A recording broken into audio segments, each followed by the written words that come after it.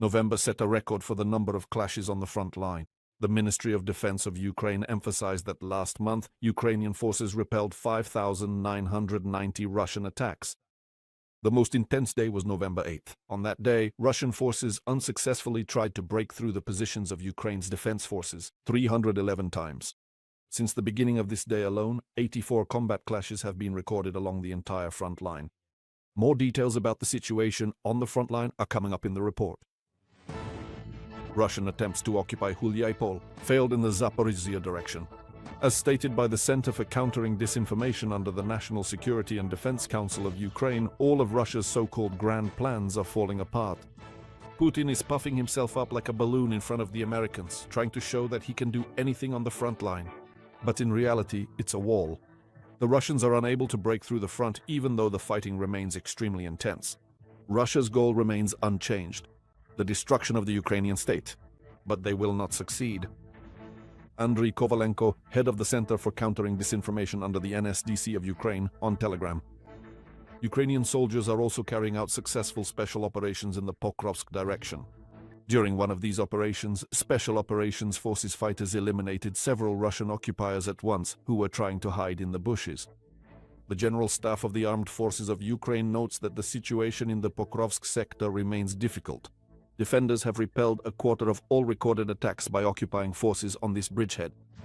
The enemy is bogged down in urban combat for Pokrovsk and cannot capture the city by force of arms. That is why they are trying to ramp up propaganda and disinformation, manipulating fabricated stories about the alleged capture of Pokrovsk, both openly and covertly. The situation in our area of responsibility remains difficult. The enemy is actively assaulting the northern part of Pokrovsk. Ukrainian soldiers continue to carry out their tasks in defending the city. From the report of the 7th Rapid Response Corps of the Air Assault Forces in the Armed Forces of Ukraine on Telegram, the situation is also difficult in the Kostiantynivka, Southern Slobozhanska, and Oleksandrivka directions.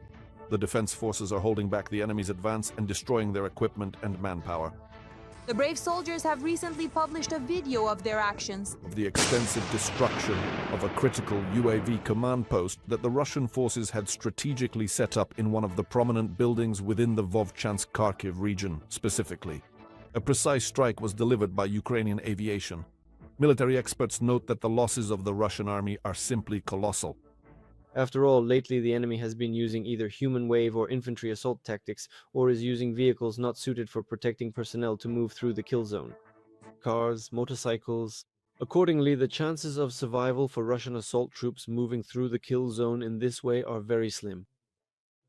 The total number of Russian army losses for the month of November is just over 30,000.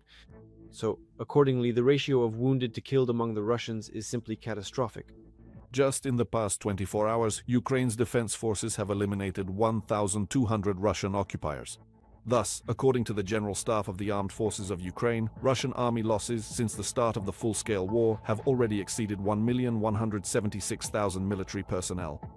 In addition, the day before, Ukrainian forces destroyed 6 Russian tanks, 3 armored combat vehicles, 16 artillery systems, and 3 multiple rocket launcher systems. Ukrainian soldiers have shown how, in particularly dangerous sections of the front under fire, ground robotic systems are saving equipment. The footage shows one of the robots carefully retrieving a damaged vampire drone, which the soldiers later repaired and sent back on a combat mission. Ukrainian military intelligence struck important elements of the Russian air defense in Donbas. This was reported by the GUR, who also showed footage of the operation. It took place on November 29th. 1 launcher and 2 radar stations came under fire. Such strikes significantly reduced the Russians' ability to control the airspace over Donbas, Ukrainian intelligence emphasized. This year, Russia has occupied less than 1% of Ukrainian territory, and the cost of this advance is more than 200,000 dead and wounded Russian soldiers. These figures are cited by journalists from the Washington Post.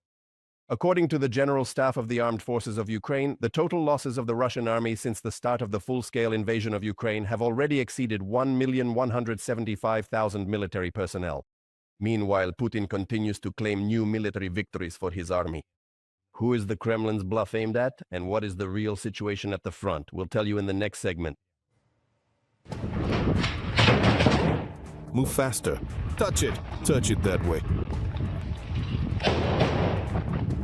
The hottest area is the Pokrovsk direction.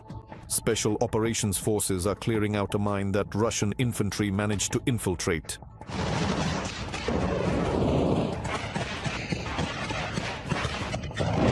Ukrainian soldiers shared footage and details of the successful operation on social media. The enemy on the territory of the industrial facility was detected by aerial reconnaissance pilots and special operations forces waiting for favorable weather conditions, and with drone support set out on the mission and eliminated the enemy without losses. In the opposite sector, they have contact.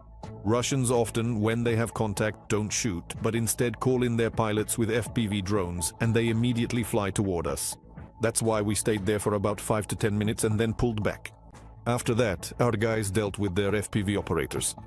In addition, Ukrainian Special Operations Forces successfully struck Russian targets in 2 regions, destroying with drones a concentration of Russian troops in Pokrovsk and an ammunition depot in Beloyarivka, Donetsk region, and in Luhansk they burned down a fuel and lubricants warehouse. Meanwhile, in Moscow, they once again claim to have allegedly captured 3 Ukrainian cities at once: Pokrovsk, Kupiansk, and Vovchansk. The General Staff of the Armed Forces of Ukraine refuted this information and assured that the Ukrainian army continues to hold key positions. And the Russian statement is nothing more than another round of propaganda and an attempt by the Kremlin to influence participants in international negotiations. Analysts add that Russian generals are deliberately immersing Putin in a parallel world of imaginary victories. Yet another territorial gain on credit and another statement claiming that Pokrovsk has been captured. Of course, you could laugh at this, but I'm afraid all of this will be fed to Vitkov again, and there will be renewed pressure as if the situation is developing. On the battlefield, this does not benefit the Ukrainian army.